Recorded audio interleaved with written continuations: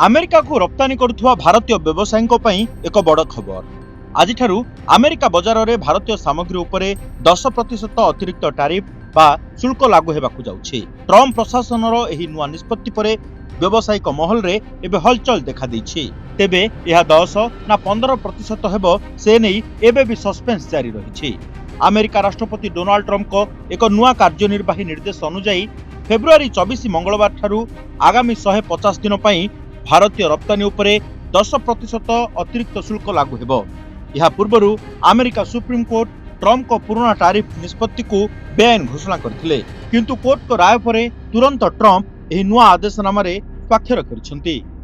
Trump प्रथमे 10% tariff देबाकू कहिथिले, परे एहाकू 15% करबाकू घोषणा करथिले, किंतु ए पर्यंत यार कोनोसी आधिकारिक विज्ञप्ति प्रकाश पाई नाही। फल रप्तानीकारी मध्य एबे अनिश्चितता देखा देछि। सेपटे ट्रम्प चेतावनी देइछंती कि जो देश माने अमेरिका सह खेल खेलिबाकू चेष्टा करिवे सेमानक उपरे आहुरी कठोर टैरिफ लगाजिबो। अन्यपटे अमेरिकार डेमोक्रेट सांसद माने एहाकू विरोध करिसंती।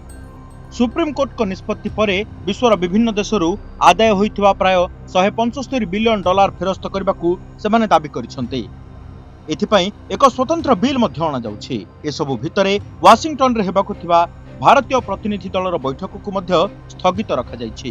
अमेरिकार एही वाणिज्य युद्ध भारतीय अर्थनीति एवं बजार उपरे की प्रभाव पकाउछि ताहा आगामी दिन रे स्पष्ट हेबो।